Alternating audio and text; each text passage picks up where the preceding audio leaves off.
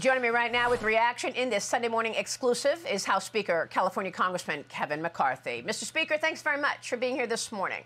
Are you expecting to speak to the president today? And what is your reaction to what you just heard from President Biden? Well, yeah, I will speak to the president in the next hour right after this show. He'll be on Air Force One coming back. Well, first of all, your voters have to your listeners have to understand this. Is it a revenue problem or is it a spending problem? In the last 50 years, we would average about 17% of GDP in revenue. Right now, we're almost at 20%. Only 2 times in American modern history have we ever got here, 1944 and 2000. So we have more money coming in to the coffers than at any time in history. The real challenge is our spending. Our spending on average for the last 50 years has been about 21%. Well, in FY22, after the Democrats had taken over, we're roughly over 24% of GDP. So it's a sheer spending problem. And it's very odd to me with what the president says. We have never offered something different than we talked about the entire time. The pivot has really been after Bernie Sanders had his press conference. The president pivoted back. He actually proposed spending billions more next year than we spend this year. The president's budget actually proposes spending more money than we spent at the height of the pandemic. We just can't afford to keep borrowing from China and be more dependent and create more inflation. I do not think it's extreme that we simply say we should spend less than we spent this year. We should pull back the unspent money from COVID.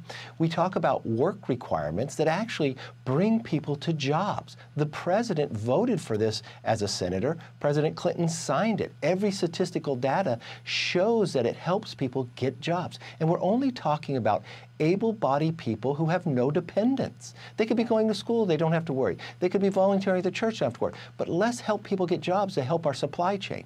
The president wants to borrow more money from China to pay people to stay home. And then we're talking about cutting the red tape so we can create projects. We can actually work instead of slowing everything up. I don't think these are extreme. I don't think these are draconian. And we want to be able to cap further expenditures, right? We don't cut government going in the future. We only let it grow at 1%. This is an idea that Joe Manchin had. So these are really common sense, responsible, sensible ideas of what we've offered. I want to get into the nuts and bolts here in terms of what you're fighting for. But the president just said earlier this morning that he's not going to have cuts to spending without revenue raise. Are you going to raise taxes on people? No, and that's different than what the president said in the Oval Office. He said, I know that's off the table. And I told the president, on February 1st, I sat down with the president, long before Janet Yellen ever told us when the deadline was, that it was going to be way into the summer. And I said, let's be responsible. Let's sit down, let's negotiate together, and let's put America on a different trajectory. Let's spend less than we spent before. Let's grow this economy, and let's save money where we've wasted. He ignored me for 97 days. It wasn't until the House Republicans actually passed a bill that raised the debt ceiling, limited what we'd spend in the future, saved the taxpayer monies, and grow our economy so the market would be going up, not down. That's the only reason we're in the room, but the president has really shifted right after the more progressive socialist wing of the party stood up and says they want to spend more money. He's now bringing something to the table that everyone said was off the table. It seems as though he wants default more than he wants a deal. That's not where I'm at. And the one thing you know about me, Maria, I will never give up. We can solve this problem and make our economy stronger, curb inflation, and be less dependent on China, and really focus on American problems with American solutions. So do you think Bernie Sanders is among those leading this for the president? Well, the president, he really wags the dog. I mean, when Bernie Sanders or AOC says something, the White House shifts to the other way. And I'm sorry, nobody believes in any household that you should spend more money. Think about what a debt ceiling is. It is your child having a credit card, and they spent all the money up. But you've done it year after year where you only kept lifting the debt limit for it.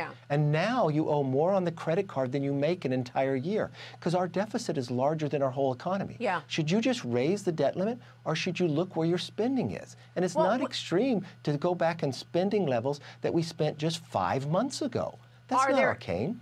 Are there areas of commonality, of agreement? I know that clawing back the unspent COVID-19 money was something that both sides agreed upon. Do you also have agreement on permitting? Do you have agreement on caps on spending for the coming years?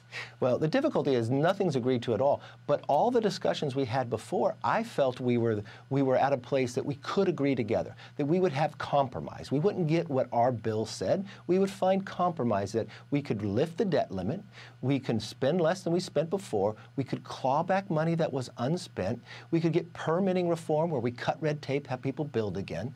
I mean, I believe this was a place that everybody gave. Now the president, even though he was overseas, thought to change places. I don't understand that. For 97 days, he ignored me. We were in a good place. He goes overseas, and now he wants to change the debate. That's not healthy. We still have to pass a bill before the House and the Senate, and we only have 11 days to go.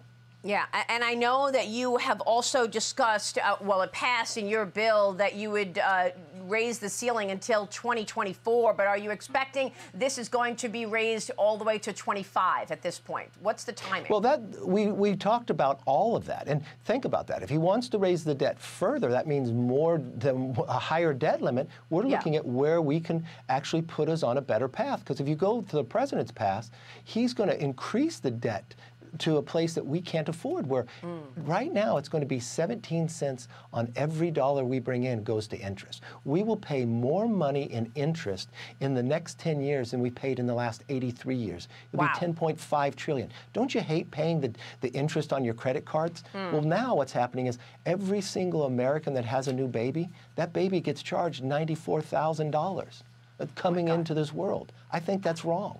Speaker, I want to get one more comment from you on the call that you had. You had a call with FBI Director Christopher Wray on Friday. You know that James Comer has a subpoena out for the document that he wants to see. Are you going to be able to get that document? What went on with your call with the director of the FBI? Well, I want to be very clear with the FBI director that Congress has a right and we have the jurisdiction to oversee the FBI. This is one piece of paper that a chairman of a committee has requested to see. He hasn't even acknowledged whether he has this document, but he hasn't even provided it. I explained to the director that we will do everything in our power, and we have the jurisdiction over the FBI, that we have the right to see this document. I believe after this call, we will get this document. All right, we will be waiting for that. Mr. Speaker, thank you very much. We're going to be waiting to hear what goes on with your call with the president after this program, and you are making a difference. We see your poll numbers as well continuing to rise. Thank you so much, Speaker Congressman Kevin McCarthy.